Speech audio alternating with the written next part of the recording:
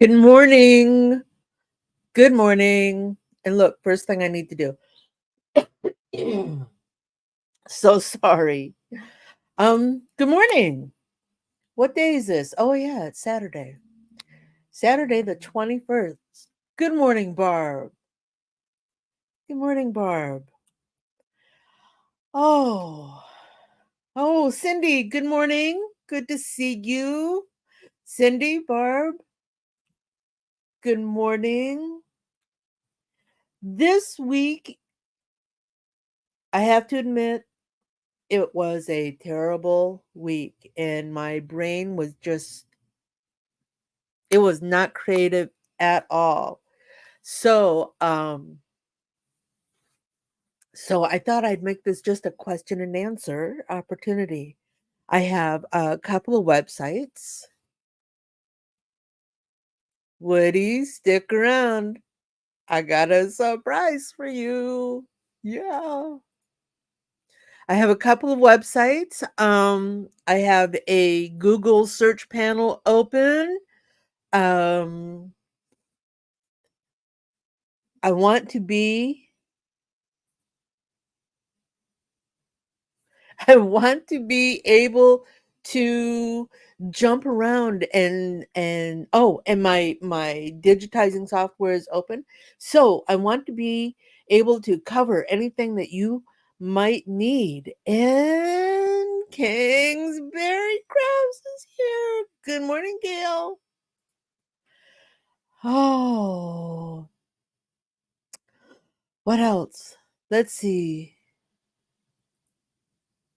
I didn't get to start virtual AG. Cindy's saying I didn't get to start virtual AG yet, but she's super excited to watch. Mashid, hey, good morning. I haven't gotten to my website yet, but I thought I saw your name pop up. Oh, alrighty. Okay, so let's just start this out. Do any of you right off? Do any of you have any questions at any time? Just throw it in the comments and we will address them. And in the meantime, oh gosh, it's been a morning. Hang on. Scratchy throat today. So sorry.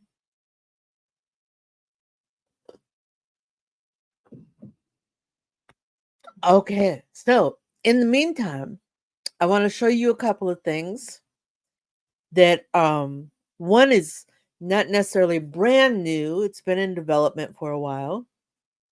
And one I just saw the announcement today. Very excited for these people. Good morning, Jesse. Good morning. Good morning to you. So, just to get things started, again, if you have any questions or something pops up or you have a comment, just throw it out there. That's what today is all about. Um, Here, I want to show you this first one. We have a couple of new um, e commerce sites that I want to mention. The first one is Pro Stitch. Now, those of you that are part of the uh, nerd group, nerd following, nerd embroidery nerd website will know this name. This is Mike Muldowney. He's out of Canada, and he's more into physical products to assist in your work. For example, and we're encouraging him to replace this picture so that you can get a better look at it. This is a flat rack. What does that mean? That means that it comes to you flat, flat like a piece of paper. And the little fingers can be bent to whatever direction you want.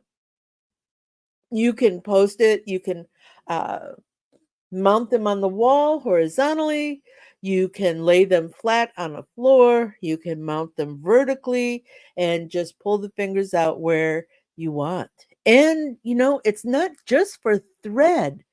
There are a dozen different things. Um, Pull out every other finger and you have a hat rack for your hat displays. Pull out just the two ends and put a rod between.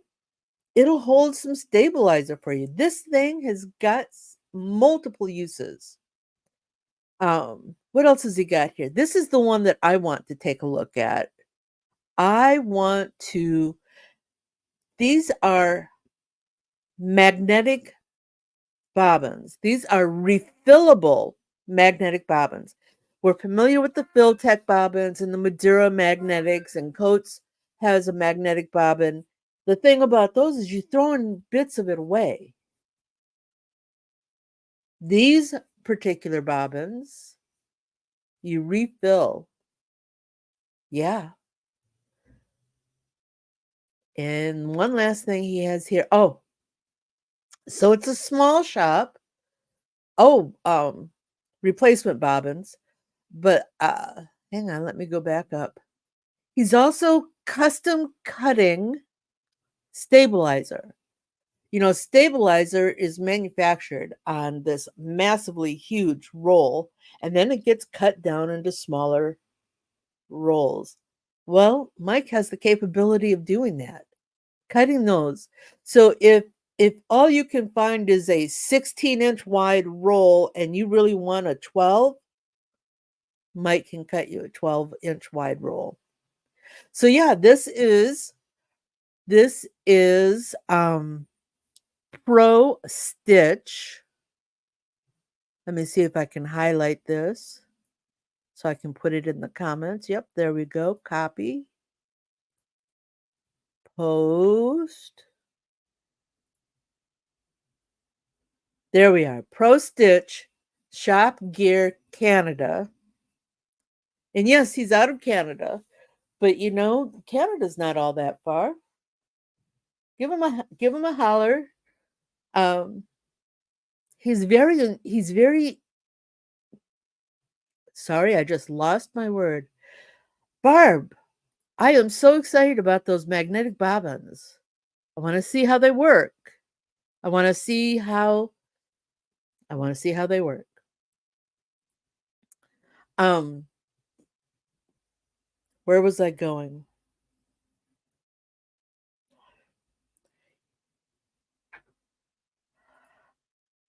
Cindy's asking about the fridge. She thinks it might be expensive. I'm not so sure, Cindy. Um it can't be any more than freight to, say, Hawaii, for example. Or, those times that you buy something out of China on those Chinese shops. Oh, Barb's saying yes, it was spendy. But we're supporting a nerd. What can I say? Okay, so with that,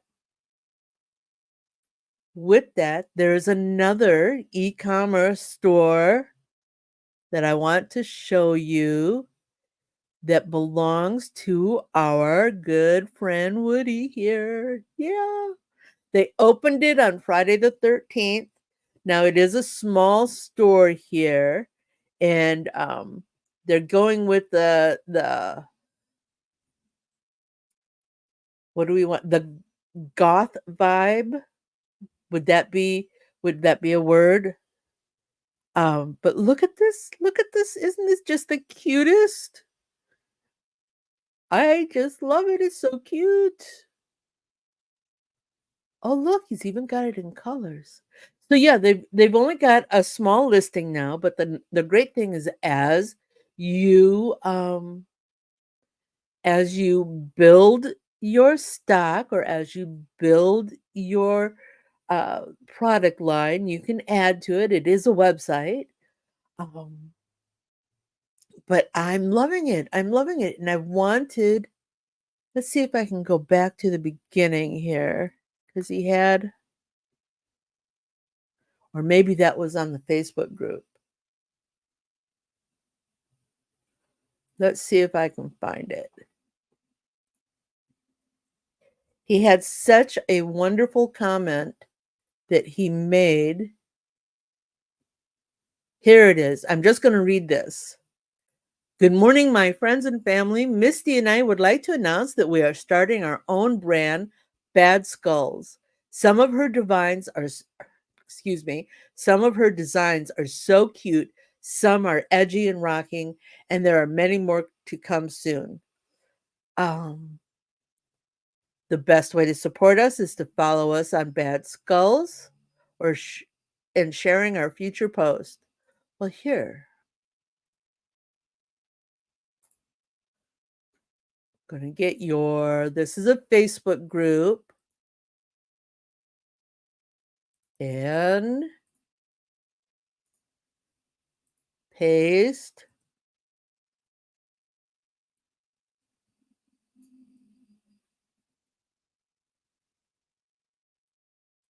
There's the link to his Facebook group, and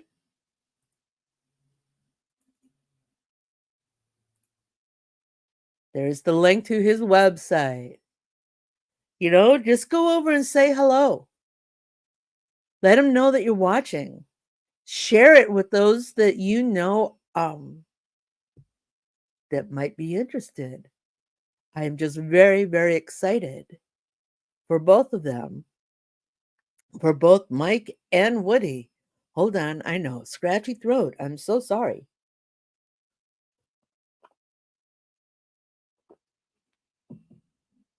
Oh, so while we're here, does anybody have a digitizing question? Does anybody have like I said, I've got a Google search ready, Do we need to find anything? Oh my goodness. I am so sorry. It's just been one of those weeks. Oh, what a day. So, like I said, we've got that. And we have this. Yeah.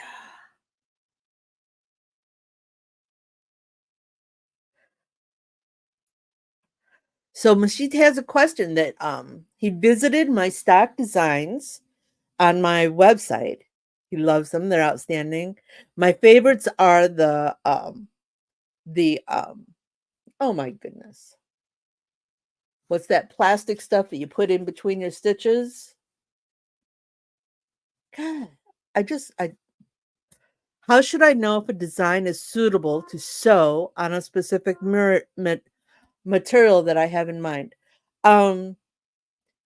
Stock designs, for the most part, are created to be suitable on multi-functioning, multi-types of fabrics. Mylar, Cindy, thank you. Thank you so much. My favorites are the Mylars. Oh. Facebook user wants to talk about gradients. We'll do that in just a moment.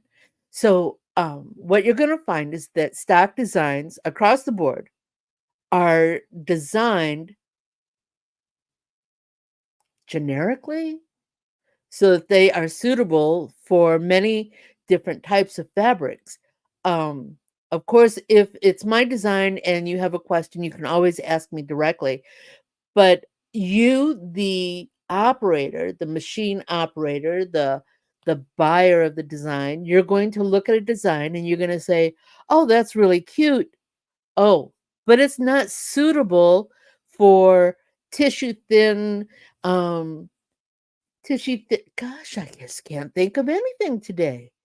Um, tulle, tissue thin tulle, but it would look great on a sweatshirt.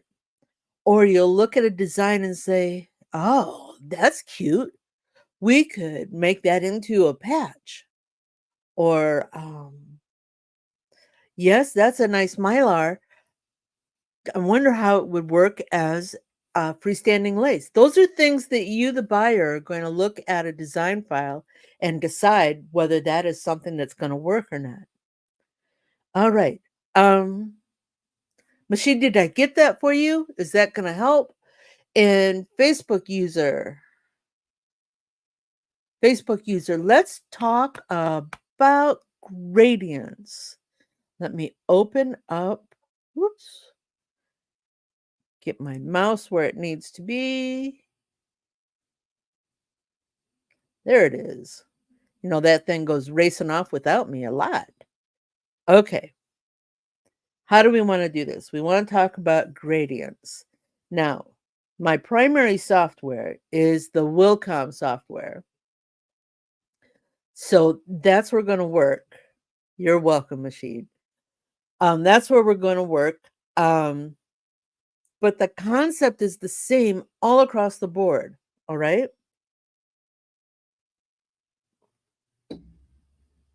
And I'm going to move my keyboard out of the way.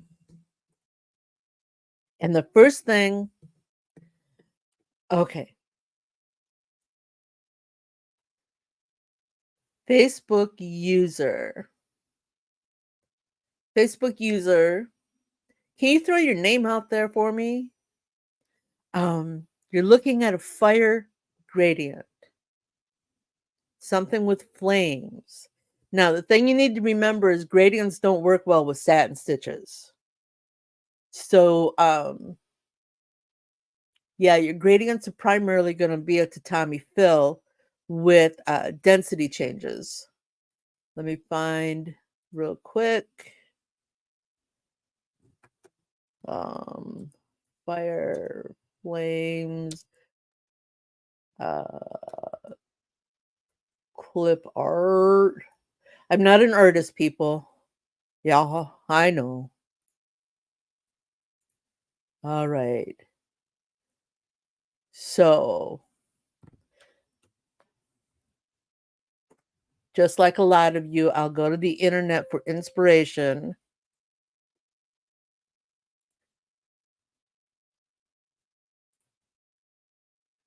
And paste. And the other thing you need to know about gradients is really small does not allow enough room for the color change to happen. So you want to keep your gradients oh,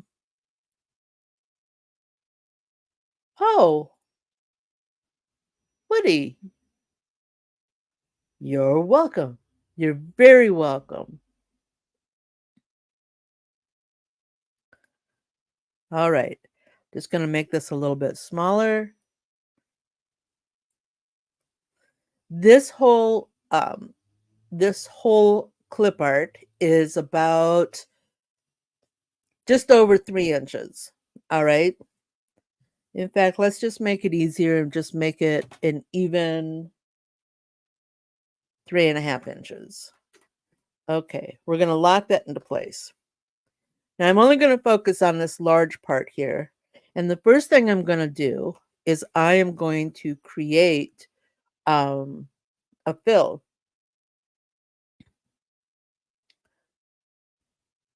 And you know, I'm doing this live, so it's not going to necessarily be pretty. Different people do gradients differently. The idea of a gradient is open densities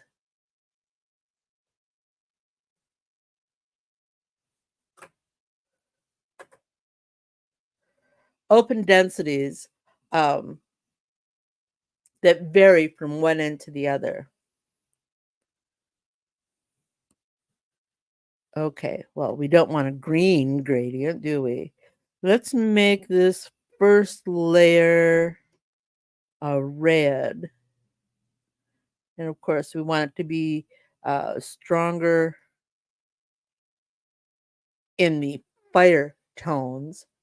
And most gradients you're going to find have at least 3 color changes.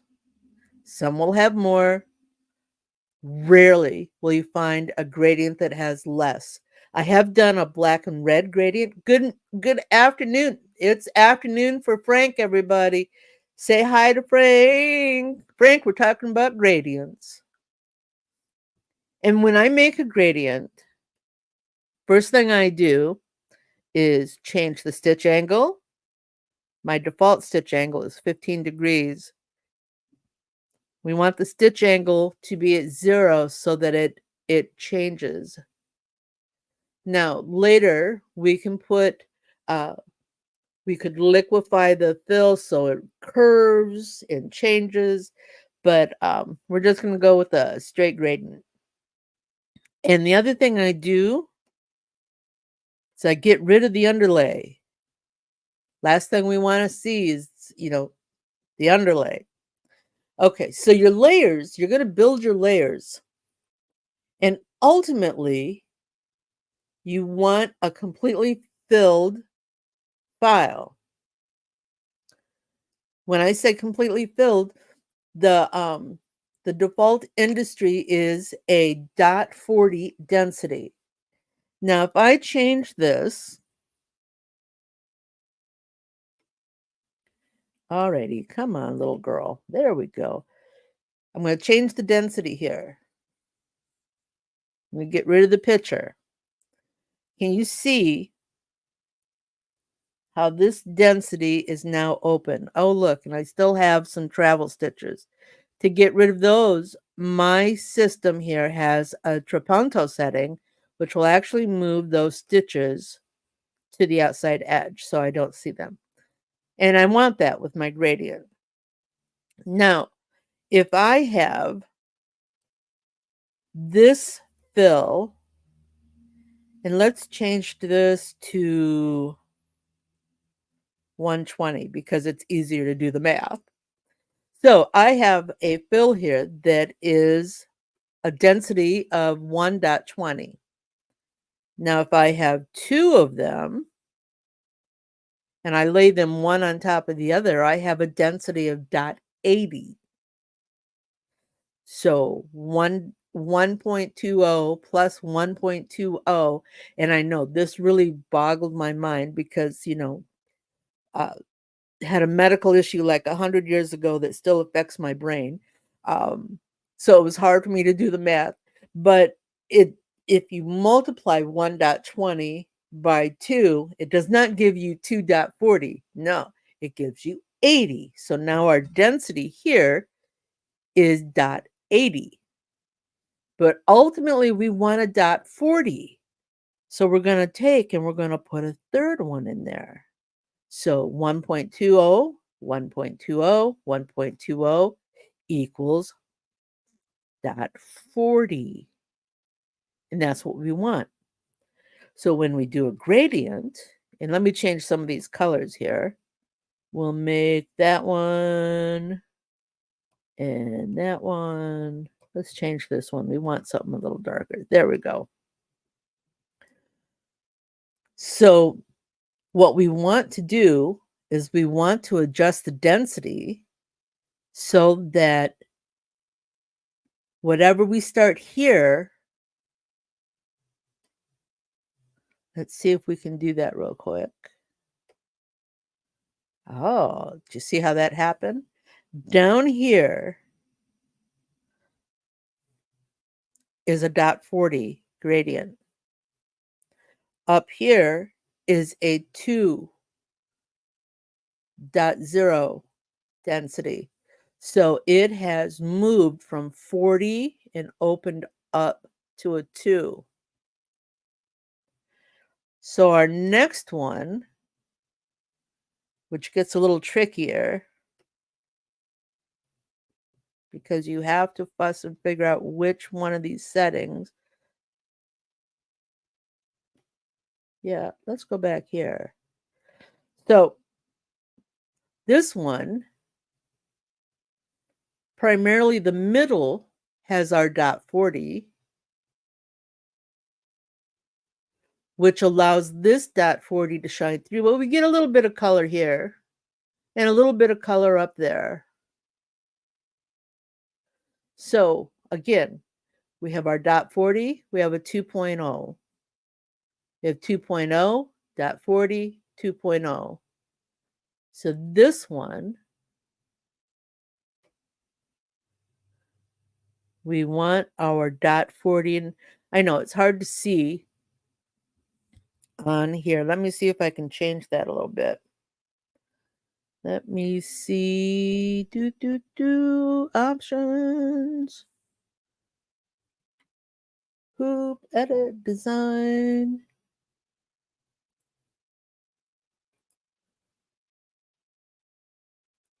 Grids and guidelines. Yeah, I don't know where it is. I know it's here somewhere. You know, I updated my software to uh the digital edition, and I'd put everything back where I thought it was. There it is. Does that help? Um, so it's still trying to find things. Okay, so now this one has our 2.0 and it gradients up to the 40, the dot 40. And when we put them all together,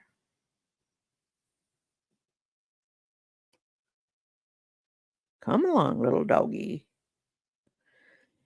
And of course, you know, it doesn't show well in the software. And your gradients are very dependent on your thread color selection. Um, you want subtle changes. You do not want grand changes. And that's where the coloring comes in. Um, with those subtle changes, you're going to start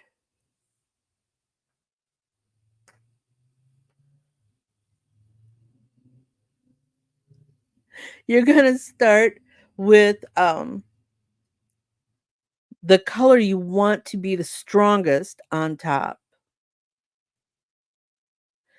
Personally, I like to start with the yellow at the back. And because sometimes I don't like the way the gradient fills, I'll get to Cindy's comment here in just a moment. Um, so I might not gradient my back-filled color here. In fact, I might give it a dot 60 so that it's mostly filled, and then the rest of it sits on top.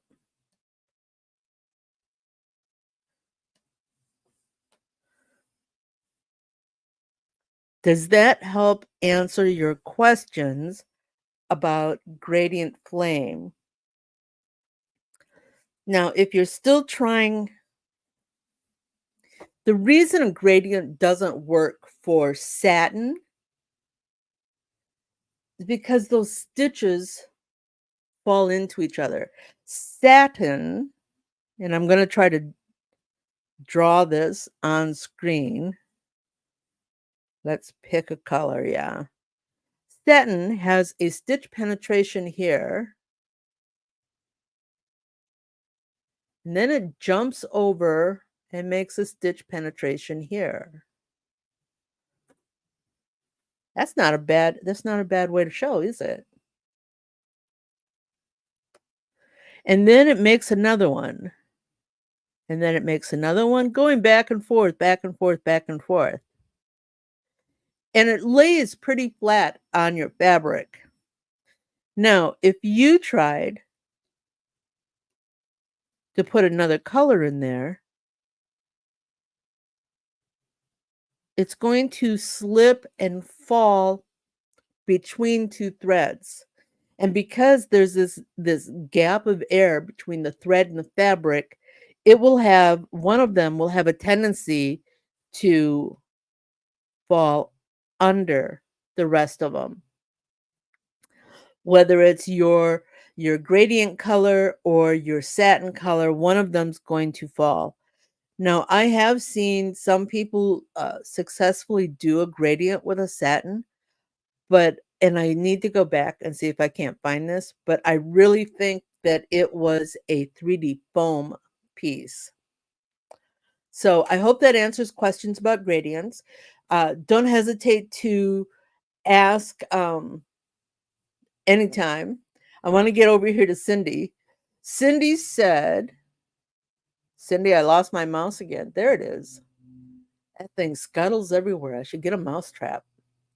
Cindy says that she had to go back to an older video that she couldn't remember how to move something up and down when and something after reading this, she was doing a line of text and have it highlighted to do some kerning. Kerning is when you move letters back and forth and position them. And thankfully for the video, she said that she found it and it was a shift key. Well, here, since we're right here, let's do that again. Hold. Gosh, that mouse. I should give it a name. All right. Let's type some text. Of course, that means I need to get the keyboard out. Typing.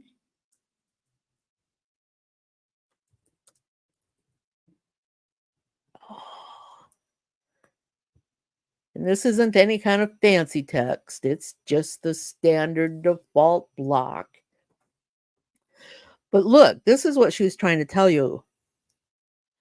When you highlight the text, you can move it back and forth to position the letters where you want. That's kerning. That's going to make it visually appealing to the eye. Well, what if you want to do something fancy and you want that T, you want all the letters to have a baseline at the top. Well, it has a baseline at the bottom. In some softwares, you can change your baseline, but what if you can't? Well, if you highlight that letter and use the shift key, you can lower it or raise it. All right. You can put it anywhere vertically you want. Now, here's another one. Cindy, did you catch this one?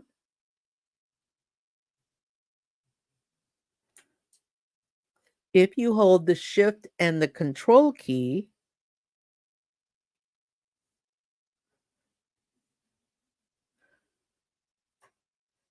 you can move the letter anywhere you want, not just vertically, not just horizontally. You can move it anywhere. There are other softwares that let you do that. I know for a fact that the InBrilliant software will allow you to move your text. I believe you don't even need to use a control function key. Okay, so we're getting on in time. I hope that today's broadcast helped you in some way. We'll be back next week. What are we going to talk about next week? I don't know, but we'll figure it out, right? Oh.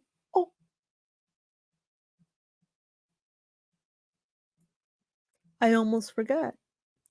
Guess what's happening from yesterday through February?